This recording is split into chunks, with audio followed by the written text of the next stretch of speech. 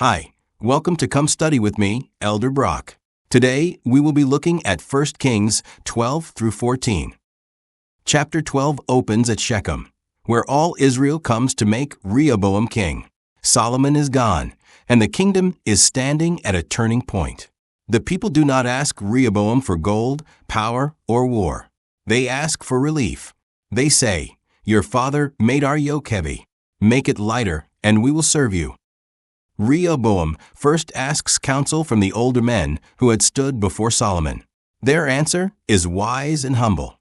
If you will serve this people today, speak good words to them and listen to them. They will serve you forever. That is a powerful lesson in leadership. In God's kingdom, authority is not meant to crush people. It is meant to bless, guide, protect, and serve. But Rehoboam rejects the counsel of the older men. He turns to the younger men who grew up with him. They tell him to speak harder, to threaten more, and to prove his strength. So Rehoboam answers the people with pride. Instead of lifting the burden, he promises to make it heavier. Instead of healing the kingdom, he wounds it. The people hear his answer and say, "What portion have we in David?" Israel separates from the house of David, and the kingdom divides.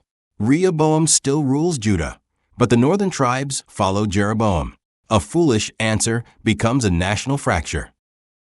Yet the scripture also shows that God is still working through the broken history of men. When Rehoboam gathers an army to fight Israel, the word of the Lord comes through Shemaiah. "Do not go up. Do not fight against your brothers. This thing is from me." So Judah turns back from civil war. Then Jeroboam faces his own test.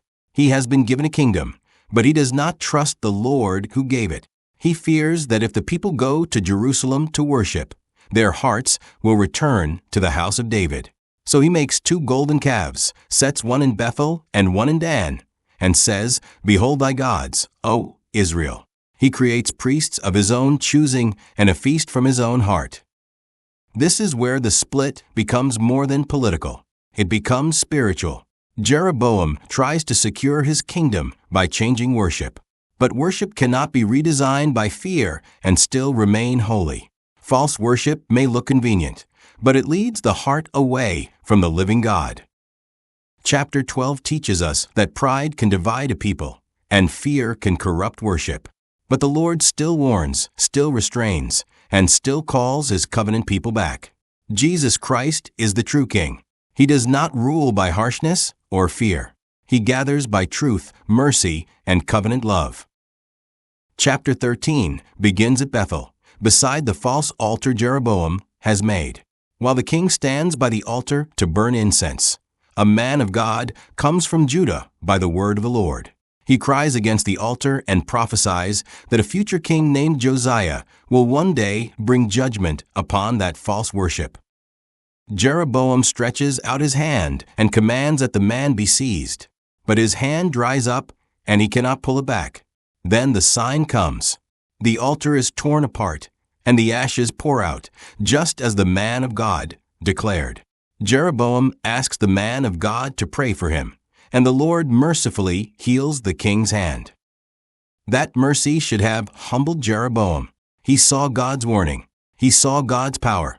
He received God's healing. But seeing a miracle is not the same as giving the heart to God. The man of God had received a clear command.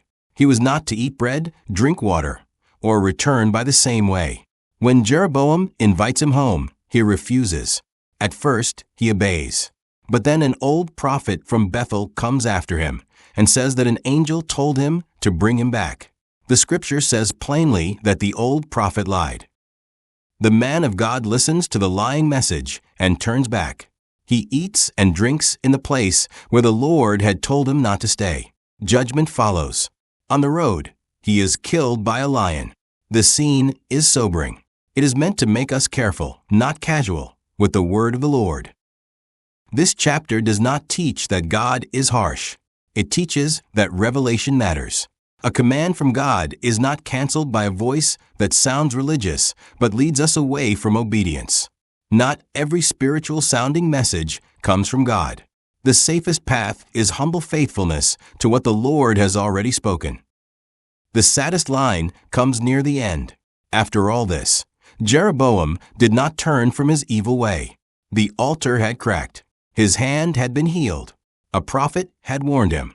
Still he continued. Chapter 13 teaches us to honor the Lord's word above pressure, flattery, convenience, or deception. Jesus Christ is the sure voice. His Spirit will not lead us away from covenant obedience. When He warns us, it is mercy. When He corrects us, it is love. When He calls us back, it is because He still wants to save. Chapter 14 brings us into the house of Jeroboam. His son Abijah becomes sick. Jeroboam knows there is power in the word of the Lord, but he still tries to control the moment by disguise.